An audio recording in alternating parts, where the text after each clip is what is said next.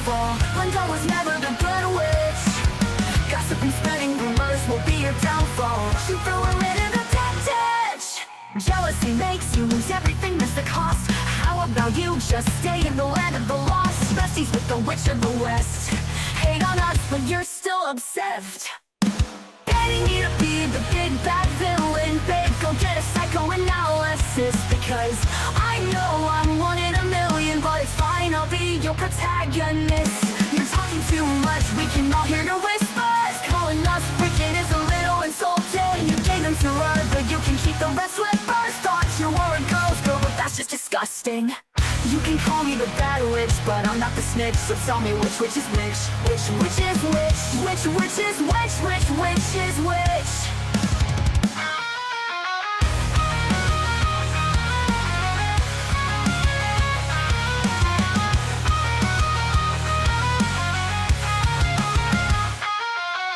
Mirror on the wall, who's the saddest one of all? Glenda was never the good witch.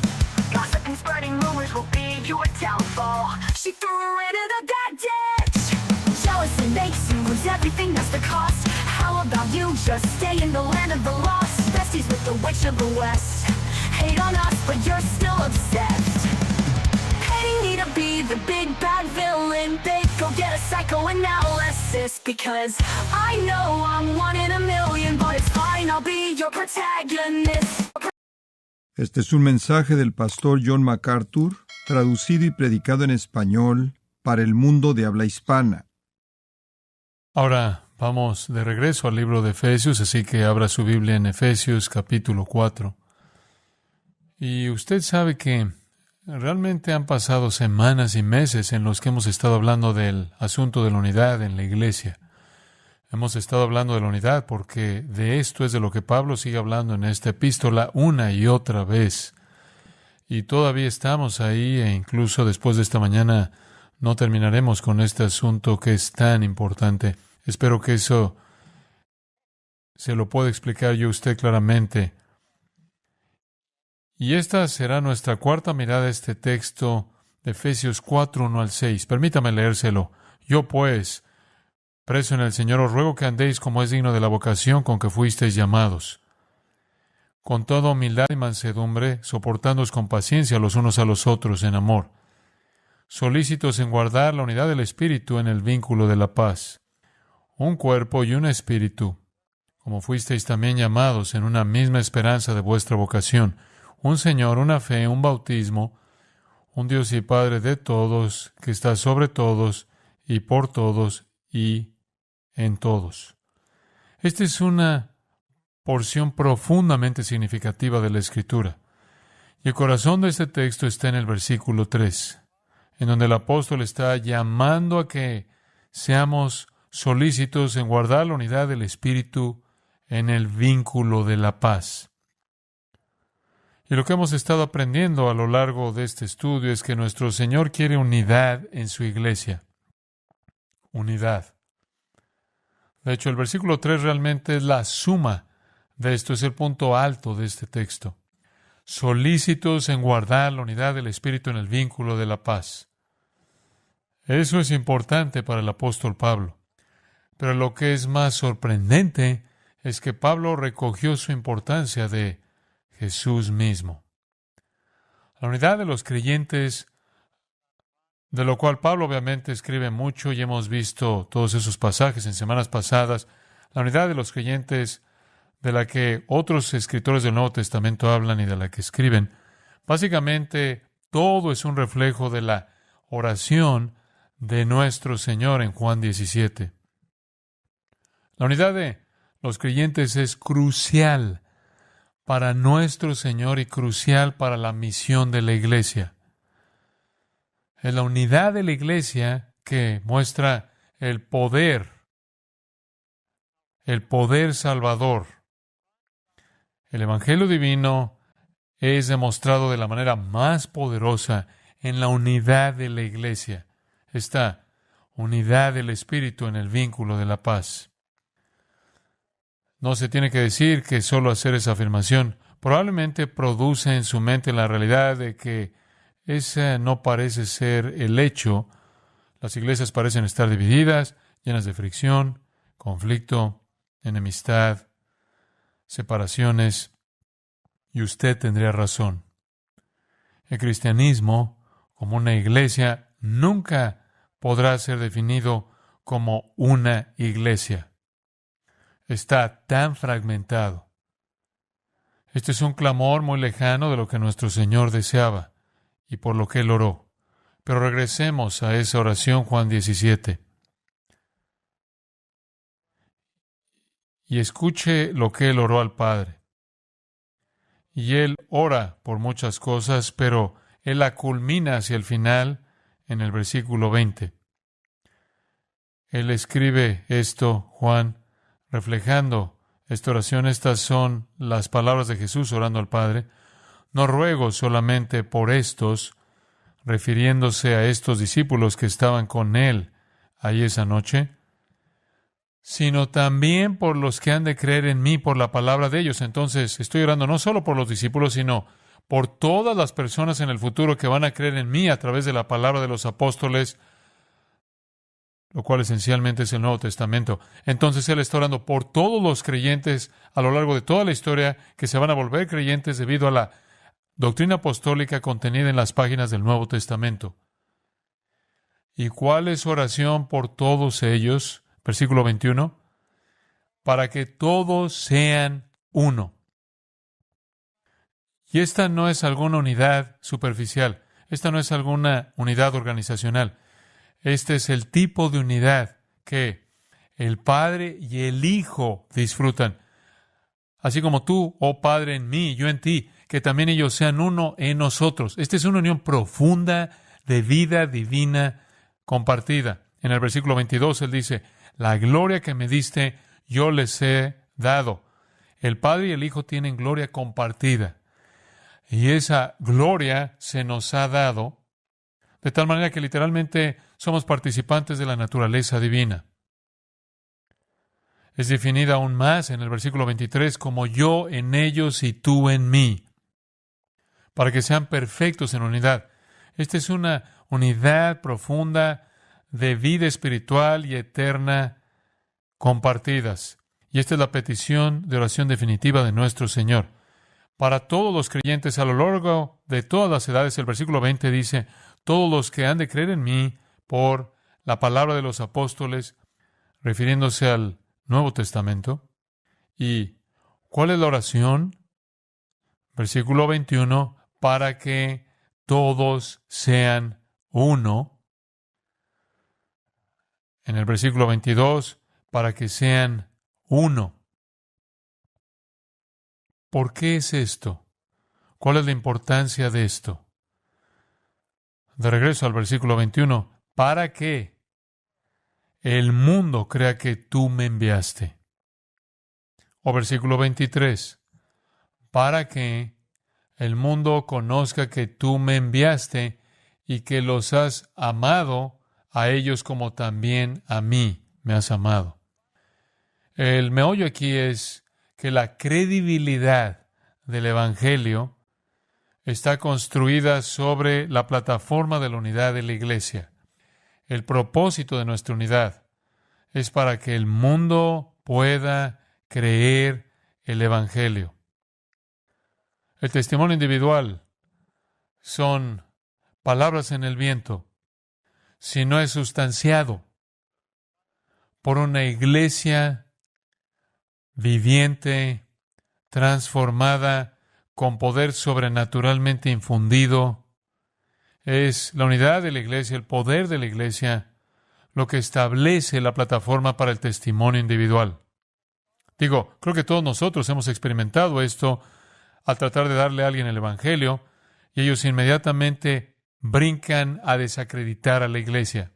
Un líder evangélico nacional esta semana dijo, amo a Jesús, no me gusta la iglesia, tratando de distanciarse a sí mismo de la discordia representada en la iglesia visible. Hace que el testimonio individual sea difícil porque la base de la credibilidad es la unidad de la iglesia, y donde eso no existe, el testimonio individual es afectado. Ahora, ¿de qué tipo de unidad estamos hablando? Bueno, en primer lugar, identifiquemos la unidad como unidad interna. Unidad interna. Esto es la posesión de la vida divina. Cualquier persona que esté en Cristo es una nueva criatura. Cristo vive en nosotros. Nos hemos vuelto participantes de la naturaleza divina. Nos hemos vuelto templos del Espíritu Santo. Nos hemos vuelto el lugar donde Dios mora. Dios ha establecido su morada en nosotros. Literalmente, la Trinidad habita en cada creyente como individuo. Y por lo tanto, cuando la iglesia es la iglesia, colectivamente es el lugar donde Dios mora. Es la unidad de la vida divina, es la unidad de la vida espiritual, es la unidad de la vida eterna, es la unidad de una mente en común, la verdad en común, una voluntad en común, esa voluntad que es razonable, como Romanos 12 la define, y agradable a Dios. Es la unidad de un motivo en común, un propósito en común, una misión en común. Entonces, esa oración por la unidad interna de la iglesia fue respondida por el Padre. Somos uno. Somos uno. Todos los que están en Cristo son uno. Somos la iglesia. Poseemos esa vida espiritual interna. Todos hemos recibido toda bendición espiritual en los lugares celestiales en Cristo. De regreso al capítulo 1, hemos recibido justificación, santificación, redención, conversión, adopción. Y con todo eso, consuelo, paz, gozo, seguridad, herencia y un día glorificación. Literalmente tenemos la promesa y la realidad del versículo 22, que ya poseemos una gloria compartida, la cual se expanderá en gloria plena cuando veamos a Cristo. Seremos como Él porque le veremos como Él es. Incluso ahora, Pablo dice que como creyente en la santificación usted crece de un nivel de gloria al siguiente, al siguiente, al siguiente, al siguiente, conforme usted se vuelve más a la imagen del Cristo todo glorioso. Tenemos esta gloria en vasos de barro, Pablo dice, pero es gloria. Esto quiere decir que es la vida divina, es la vida real divina, es la naturaleza divina colocada en nosotros. Por lo tanto, debemos poseer todas las evidencias de eso, no solo en nuestras vidas individuales, sino en nuestra vida colectiva juntos.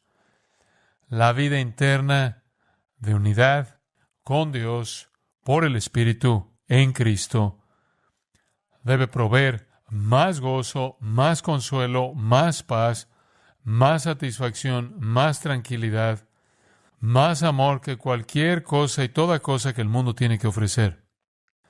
Aquí es en donde usted debería encontrar toda su satisfacción, todo su gozo y todo su deleite en la realidad de que usted es el poseedor de lo que ya es la vida gloriosa de Dios, la cual es eterna. Ahora, si esa no es la posesión más preciada que usted tiene, entonces el cielo será una gran decepción para usted, porque nada de lo que usted tiene en este mundo estará ahí. Nada.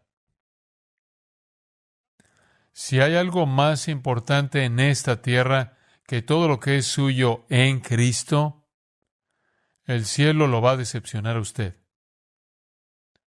Solo si su gozo más alto es la realidad de su vida eterna y unión con el Dios Trino, solo si ese es su gozo más alto y supremo, el cielo es atractivo para usted, porque ahí no habrá nada más que eso y todas las distracciones desaparecerán para siempre. Es bastante fácil realizar un pequeño inventario para descubrir simplemente de manera exacta en dónde están sus prioridades. Pregúntese a sí mismo si usted inmediatamente entregaría todo por entrar al cielo. Y si usted no puede decir que lo haría, usted está valorando algo pasajero, temporal y terrenal, en lugar de aquello que es eterno y celestial. Entonces estamos hablando de una unidad interna. Tenemos la misma vida divina compartida. Es milagrosa.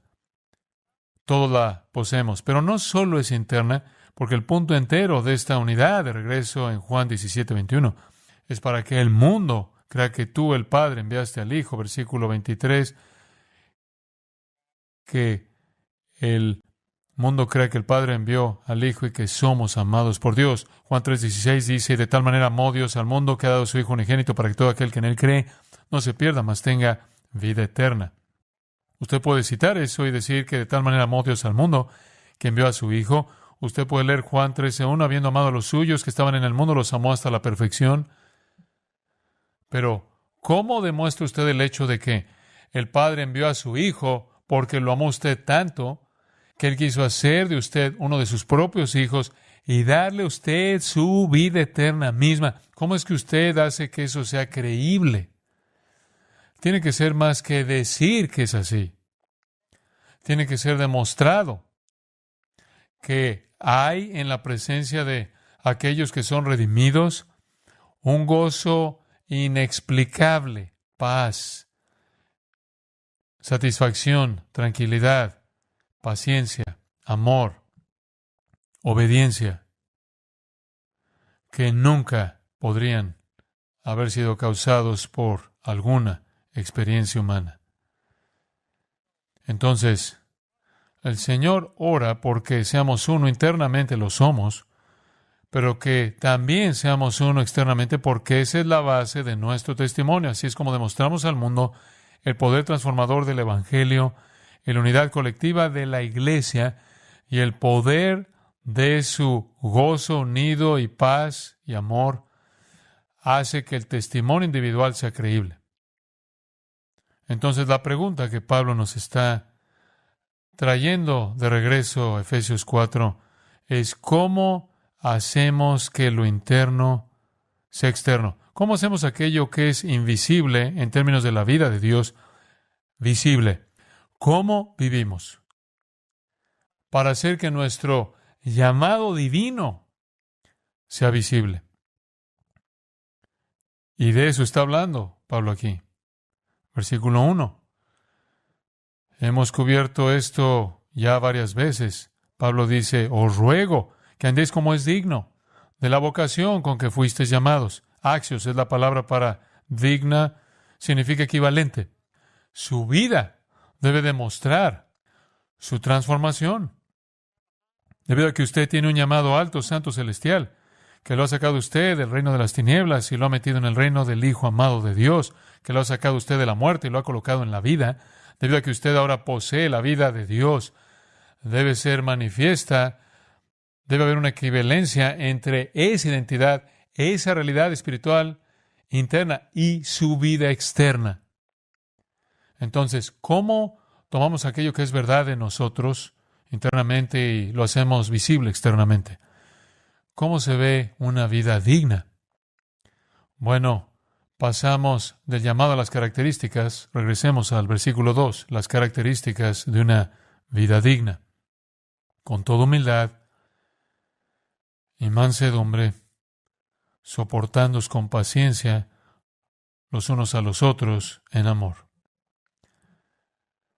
Y esas van a llevar al versículo 3 a guardar la unidad del Espíritu en el vínculo de la paz. La meta está en el versículo 3, la unidad manifiesta del Espíritu en el vínculo de la paz. El medio es el versículo 2. Entonces, ¿qué es lo que está pidiendo la palabra de Dios de mí? ¿Por qué está rogando Pablo en esta vida digna? Este andar digno comienza con toda humildad. Es un andar alto, santo, celestial. Es un privilegio más allá de la comprensión que Dios, el Dios Trino, viva en nosotros. Es la realidad más exaltada en el universo para cualquier ser creado. Sin embargo, debemos demostrarlo al no ser soberbios por esto, sino mostrar toda humildad con estar a un nivel bajo. Ande de manera digna del Señor al reconocer cuán indigno es usted. Y vimos eso a detalle un par de semanas atrás, y después la semana pasada vimos la siguiente: mansedumbre, gentileza. ¿Qué está el Señor demandando de nosotros? Que tengamos un corazón gentil, sin vengarnos, sin enojo, sin amargura, sin hostilidad, sin buscar ponernos al parejo, al vengarnos. Esto no es debilidad, hablamos de eso la semana pasada, es poder bajo control. Esta no es aceptación pasiva de todo lo que está mal, de todo lo que es pecaminoso, sino que es indignación justa, solo cuando Dios es deshonrado, no cuando las cosas no salen bien para usted o para mí. Es celo por tu casa, dijo el salmista, que me consume, y Jesús cumplió eso. 2 Corintios 10:1 acerca de nuestro Señor. Dice, forma la mansedumbre de Cristo. Mateo 11:29, soy manso y humilde. Sin embargo, el Jesús manso y humilde salió con un relámpago de verdad divina, salió con un relámpago de juicio, sacó un látigo al principio y al final de su ministerio y atacó a la religión falsa del templo.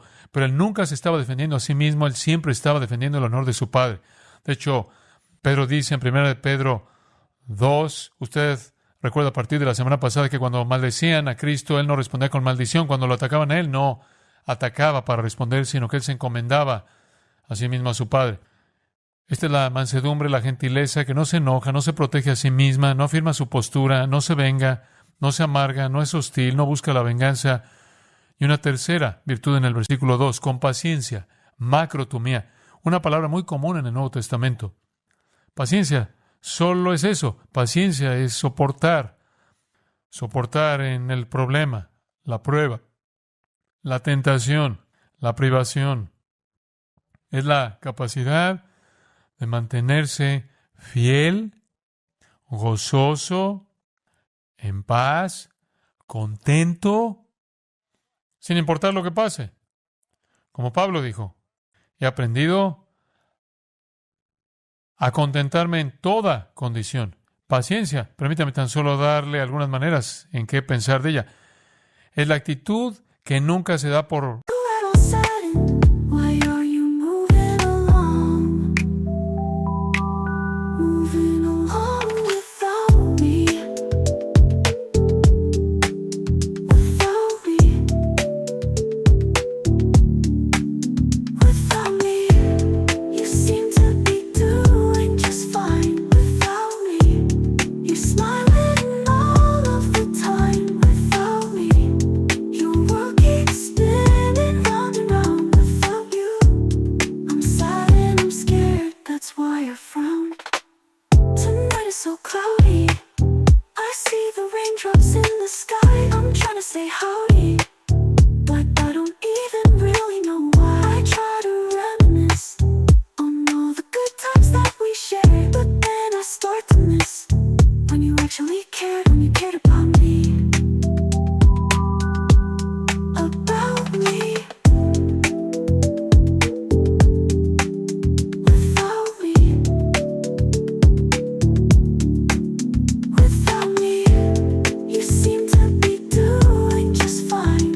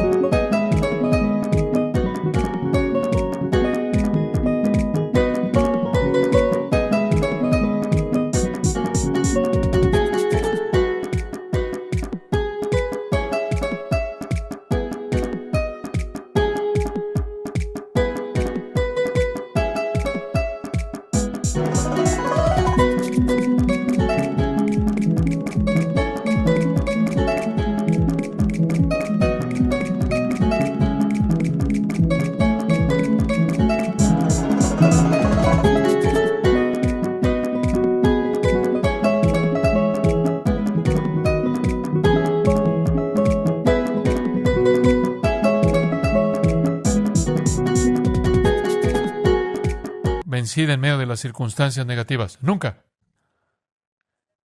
Es dicho de Abraham en Hebreos 6:15 que Abraham pacientemente esperó y recibió la promesa. Dios hizo una promesa a Abraham y no se vio como que fuera a llegar a cumplirse jamás o que siquiera era posible que él y Sara tuvieran un hijo. Pero lo esperó pacientemente en una situación muy, muy difícil. En el libro de Santiago, debido a que la paciencia es difícil, necesitamos ejemplos. Entonces, Santiago 5:9, no os quejéis, hermanos míos, unos contra otros, para que no seáis juzgados. Aquí el juez está ante la puerta. Cuidado con quejarse, porque las cosas no salen como a usted le gustaría que salieran. Como ejemplo, hermanos, de aflicción y de paciencia, vean a los profetas que hablaron en el nombre del Señor. Ellos fueron los benditos que soportaron. Los profetas nunca vieron que se cumpliera lo que profetizaron, pero dice que vieron lo que escribieron y estaban esperando qué persona y qué tiempo lo cumpliría. La paciencia es la actitud que nunca cede ante las circunstancias negativas, nunca pierde su paz, su gozo, su contentamiento, su dulzura, su deleite y su afecto. Y usted podría estirarlo incluso a un segundo aspecto. Esta es la actitud que recibe todo lo que viene de toda persona. 1 Tesalonicenses 5:14 dice, sean pacientes con todos. Eso es todo mundo. Y no toda la gente es fácil de tratar de manera paciente. Y nadie, quien quizás primordialmente es paciente, siempre es paciente. ¿Qué está diciendo esto? Esto quiere decir que usted es paciente cuando usted soporta el insulto, el daño, la persecución, la injusticia, las acusaciones falsas, la crítica, el odio. Y esos dos pecados feos, los celos y la envidia, y usted lo acepta y no hay amargura, y no hay irritación, y no hay queja, y no hay un deseo por vengarse, y no hay un deseo por devolverla. 1 Corintios 13:4 dice que el amor es paciente. La paciencia es esta tercera virtud. La actitud que puede soportar las circunstancias negativas por mucho tiempo. La actitud que recibe cualquier cosa de cualquier persona y nunca se venga. Y una tercera manera de verla es la actitud que acepta el plan y el tiempo de Dios para todo. Y eso también me lleva de regreso a Santiago 5. Por tanto, tened paciencia, versículo 7, hermanos, hasta la venida del Señor. Bueno, eso es mucho tiempo. No tenemos ninguna garantía de alguna intervención hasta que el Señor regrese. Entonces, ese es el estándar. ¿Por cuánto tiempo debo ser paciente? Hasta que el Señor llegue aquí. El labrador espera el precioso fruto de la tierra, aguardando con paciencia hasta que reciba la lluvia temprana y la tardía. Tened también vosotros paciencia y afirmad vuestros corazones, porque la venida del Señor se acerca. Básicamente se nos dice que seamos pacientes en circunstancias negativas extendidas, que seamos pacientes sin importar quién nos dé qué, y que seamos pacientes hasta el fin de la vida o el regreso de Cristo. Entonces, ¿cómo tiene usted unidad en la iglesia? Usted la tiene cuando usted tiene humildad y mansedumbre y esta paciencia y este soportar asombrosos. Ahora, por cierto, ninguna de estas eran virtudes en el mundo griego y no son virtudes en la actualidad. Usted no podría vender esto en la actualidad si tratara de sugerir que la gente viviera de manera humilde, gentil, de manera paciente. Usted iría en contra de todo en esta cultura. La mansedumbre es una virtud positiva que reemplaza el enojo con amor. El soportar es una virtud negativa que contiene el enojo y espera en Dios. Esto es lo que usted necesita ver en la iglesia. Pablo es un testimonio viviente de esto, segundo de Corintios, capítulo 6, unos cuantos versículos, comenzando en el versículo 4. Esto es simplemente su vida. En mucha paciencia, en tribulaciones y necesidades, en angustias, en azotes, en cárceles, en tumultos, en trabajos, en desvelos, en ayunos, en pureza, en ciencia, lo cual quiere decir, con todo eso, Él permaneció puro, Él permaneció fiel a la verdad que Él conocía, en paciencia, en bondad, en el Espíritu Santo, en amor sincero, en palabra de verdad, en el poder de Dios. ¡Qué sorprendente verdad! ¿Quiere usted poder soportar cualquier cosa y permanecer en pureza, en conocimiento, en paciencia, en bondad, en el Espíritu Santo, en amor genuino, en la palabra de verdad, en el poder de Dios? Pablo aceptó todo y cualquier cosa, todo. Buen testimonio, mal reporte, perseguidores que estaban buscando su vida. Era importante enseñarle esto a los primeros creyentes porque había tanta persecución. Escuche 1 de Pedro 3:8. Para resumir, aquí está el cristianismo elemental de nuevo.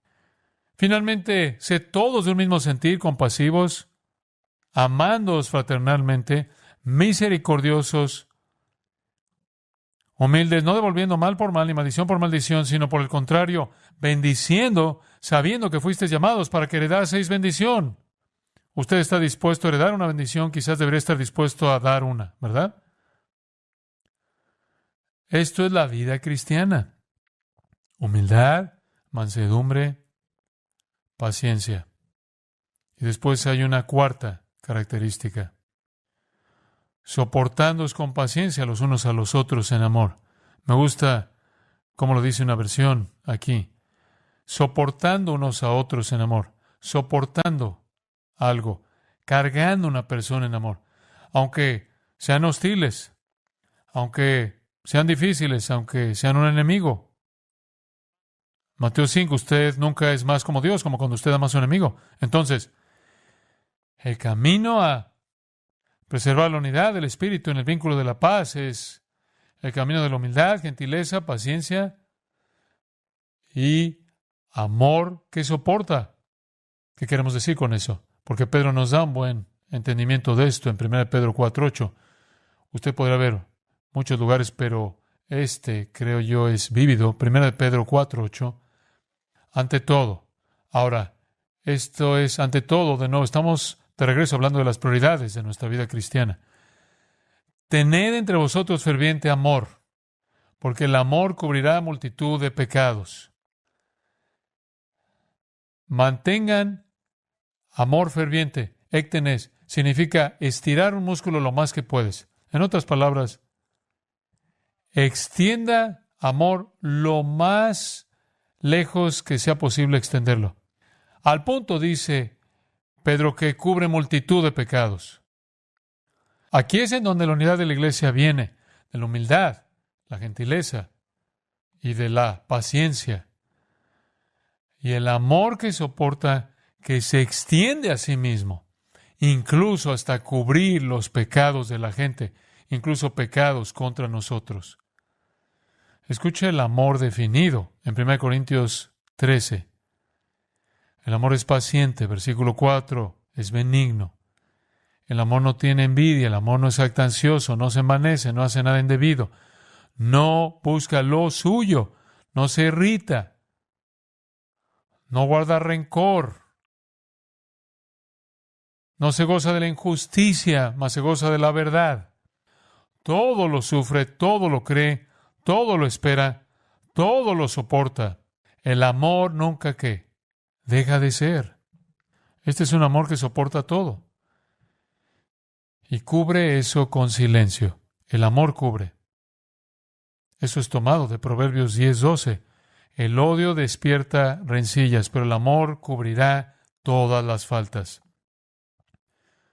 Este es el amor que no busca nada más que el bienestar de otra persona. No importa lo que alguien me haga, nunca buscaré dañar a esa persona, nunca buscaré vengarme, siempre y continuamente solo buscaré el mejor bien para esa persona. Este tipo de amor es una benevolencia inconquistable, es una buena voluntad invencible. Y por cierto, la palabra amor aquí es agape, la cual es el amor de la voluntad. Usted no puede mandar las emociones de la gente. Este no es amor emocional, este es amor de la voluntad que dice conscientemente y como un hecho, me voy a hacer a mí mismo a un lado por causa de otro, aunque el otro es mi enemigo que ha hecho mal contra mí. Este es el amor que nosotros controlamos. De nuevo, eso no significa que no tenemos convicciones y son sentimentales, porque vienen momentos cuando tomando un poco más adelante en Efesios 4, en donde tenemos que hablar la verdad en amor. Nada es más amoroso que confrontar el pecado. Tenemos que reprender y hablar la verdad en amor cuando es apropiado, porque eso es lo que hace el amor. Pero mire, solo la gente humilde puede vivir así. Solo la gente humilde es gentil y paciente y tan extensa en su amar que es semejante a Dios, y de hecho aman a sus enemigos y estiran su amor para cubrir una multitud de pecados. Y cuando usted vive así, el versículo 3 se vuelve una realidad. Solícitos en guardar la unidad del Espíritu en el vínculo de la paz. Usted llega a la unidad.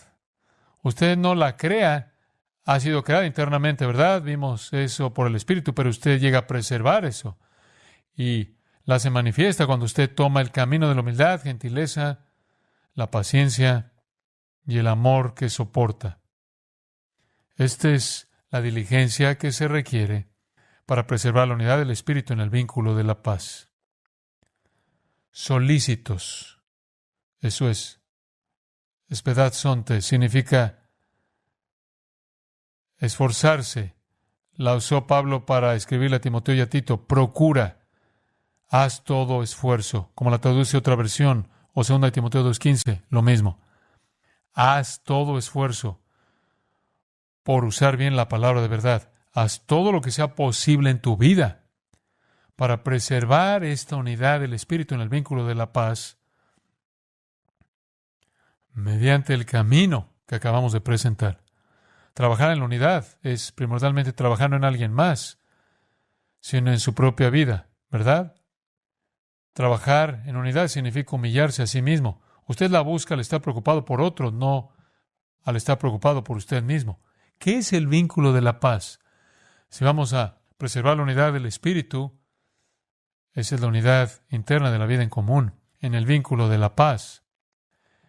¿Qué es el vínculo? ¿Qué causa la paz en una congregación para que sea una realidad? Creo que Pablo responde a eso en Colosenses 3:14 cuando dice que el vínculo perfecto es el amor. El vínculo perfecto es el amor. Esa es la razón por la que Pablo en 1 Timoteo 1:5 dice, el propósito de nuestro mandamiento es el amor nacido de un corazón limpio. El propósito de nuestro mandamiento, dice una versión, es amor de un corazón puro. La meta de todo lo que hacemos al enseñar la palabra de Dios es este tipo de amor que lleva a preservar la unidad para que el testimonio de la iglesia sea uno de transformación amorosa. Y esa plataforma en la asamblea colectiva del pueblo de Dios se vuelve la plataforma de credibilidad para el testimonio personal. Entonces, ¿qué decimos para resumirlo? Es el destruir a uno mismo. Eso es lo que es. Ese es el camino.